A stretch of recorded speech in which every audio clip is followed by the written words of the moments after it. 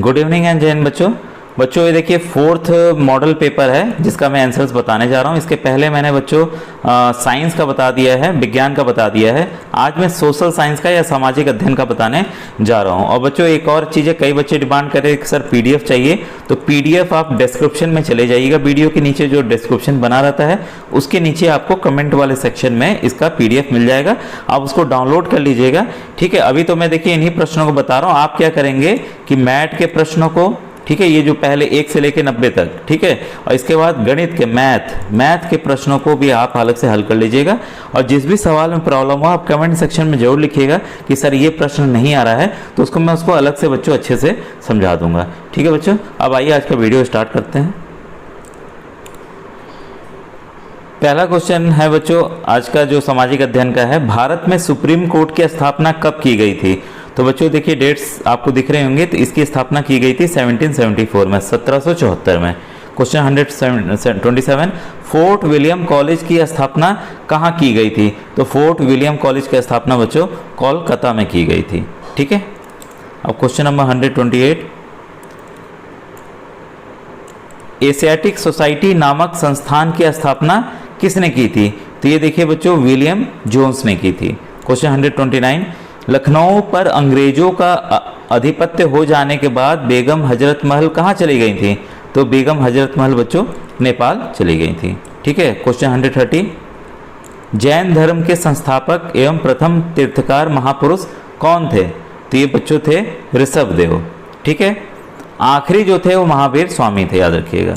131, महात्मा बुद्ध के उपदेश किस भाषा में थे? ये काफ़ी इंपॉर्टेंट क्वेश्चन है। ये पाली भाषा में थे बच्चों, ना संस्कृत में नहीं थे। कई बच्चे हिंदी भी सोचेंगे, तो ये पाली भाषा में थे। ठीक है, 132, दिल्ली सल्तनत का अंतिम वंश कौन सा था? ये देखिए वंश पूछ रहा है, राजा नहीं पूछ रहा है। तो अंतिम वंश जो था बच्चों तुगलक वंश था। ठीक है, 133, सिकंदर ने आगरा में राजधानी कब बनाई?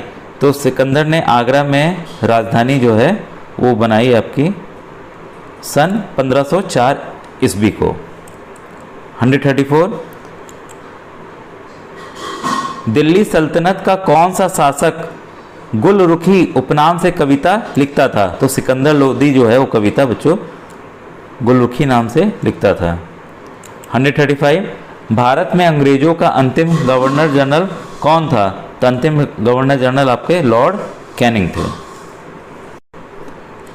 क्वेश्चन 135, भारत में अंग्रेजों का अंतिम गवर्नर जनरल कौन था? तो लॉर्ड कैनिंग थे। 136, सन 1857 ईस्वी की क्रांति के समय भारत का गवर्नर जनरल कौन था? ये भी काफ़ी इंपॉर्टेंट क्वेश्चन है, कई बार आया है। ये लॉर्ड कैनिंग थे। ठीक है, 137, कानपुर में सन 1857 ईस्वी की क्रांति का नेतृत्व किसने किया था? तो नाना साहब जी ने किया था। 138, सोमनाथ मंदिर भारत देश में कहाँ पर है, मतलब किस राज्य में है बच्चों? तो ये है गुजरात राज्य में। सोमनाथ का मंदिर कई बार 1000 बार लूटा गया था बच्चों, कई बार सवाल भी आया हुआ है। 139, उत्तर भारत का पहला तुर्की शासक कौन था? तो ये कुतुबुद्दीन ऐबक था बच्चों। ठीक है, क्वेश्चन नंबर 140 आपके सामने है, किसने दिल्ली में 1000 खंभा महल का निर्माण कराया था? तो ये कराया था अलाउद्दीन खिलजी ने। 141, भारतीय पुरातत्व विभाग का जन्मदाता किसे माना जाता है? तो अलेक्जेंडर कनिंघम को इसका जन्मदाता माना जाता है पुरातत्व विभाग का।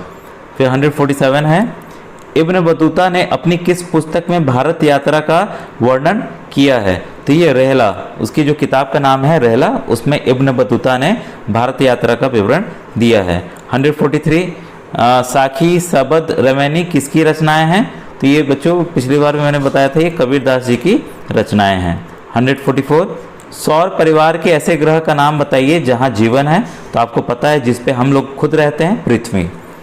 145, वायुमंडल की सबसे निचली परत को क्या कहते हैं? ठीक है, ये कहते हैं क्षोभ मंडल।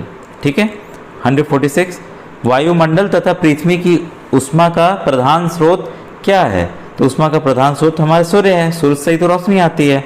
147, वायु दाब मापने के यंत्र का नाम बताइए? तो ये है बैरोमीटर। इसके पिछले वीडियो मैंने इसका आविष्कारक का भी नाम बताया है, वो देख लीजिएगा। घेंघा रोग से बचाव के लिए नमक में क्या मिलाया जाता है? सबको पता है आयोडीन युक्त नमक प्रचार भी आता है, तो आयोडीन मिलाया जाता है। 149 डेट्रॉयट नगर कहाँ पर स्थित है? तो ये है हमारा यूएसए में, संयुक्त राज्य अमेरिका में बच्चों, ठीक है। 150 है भारत का मैनचेस्टर किस नगर को कहा जाता है? तो ये देखिए भारत का मैनचेस्टर जो है अहमदाबाद को कहा जाता है। 151 भारत के किस शहर में सूचना प्रौद्योगिकी से संबंधित कंपनियां सबसे अधिक हैं? तो सबको पता है कर्नाटक के जो बेंगलुरु शहर है उसको सूचना प्रौद्योगिकी का केंद्र माना जाता है, यहाँ बहुत बड़ी बड़ी कंपनियां हैं। उत्तर प्रदेश में तेल शोधन कारखाने कहाँ स्थित है? तो हमारे उत्तर प्रदेश में मथुरा में है, मथुरा में रिफाइनरी है तेल साफ करने के बच्चों, ठीक है। 153 नवीकरणीय संसाधन का उदाहरण है? तो आपको पता है लकड़ी जल जाएगी वापस नहीं मिलेगी, पेट्रोल भी वापस नहीं मिलेगा, कोयला भी नहीं मिलेगा, पवन हमेशा रहेगा, ठीक है। तो इसका आंसर क्या है? 3।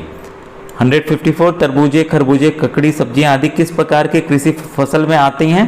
तो ये पता है आपको बच्चों, ये 144 ये है जायद है, ठीक है। इसको मतलब अपने हिसाब से होगा, पैसा कमा लिए और हो गया, ठीक है। 155 खेती के लिए कौन सी सर्वोत्तम खाद है? तो जैविक खाद सबसे अच्छी खाद मानी जाती है क्योंकि इससे पॉल्यूशन भी नहीं होता, हमें सेफ भी रहता, हमें नुकसान नहीं पहुंचता इससे। भारत में चांदी सबसे ज़्यादा कहाँ मिलती है? तो चांदी सबसे ज़्यादा बच्चों राजस्थान में मिलती है, ठीक है। क्वेश्चन 157 राष्ट्रीय राजमार्ग कुल यातायात का कितने प्रतिशत भार वहन करता है? तो ये 40% भार वहन करता है। क्वेश्चन 158 कोंकण रेलवे का मुख्यालय कहाँ है? तो ये है हमारा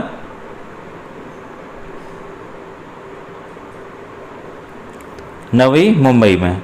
159 प्रत्येक देशांतर पर कितने मिनट का अंतर होता है? ये इंपॉर्टेंट क्वेश्चन है बच्चों। प्रत्येक देशांतर पे जो है 4 मिनट का अंतर होता है, ठीक है। किस ग्रह को नीला ग्रह कहते हैं? तो हमारी पृथ्वी खुद जो पानी है, समुद्र का पानी की वजह से नीला दिखाई देता है, ठीक है। अब देखिए इसके बाद ये है आपके गणित के प्रश्न, ठीक है। तो मैं दिखा देता हूँ, अगर आपको डाउनलोड बाई चांस नहीं हो पाता है तो आप इसको देख लीजिए, पॉज करके नोट कर लीजिएगा, ठीक है। और सवालों को हल करके देखिएगा कि कौन से सवाल आपको आ रहे हैं, कौन से नहीं आ पा रहे हैं बच्चों, ठीक है। अब मैं वीडियो यहीं पे ख़त्म करता हूँ बच्चों। Thank you very much.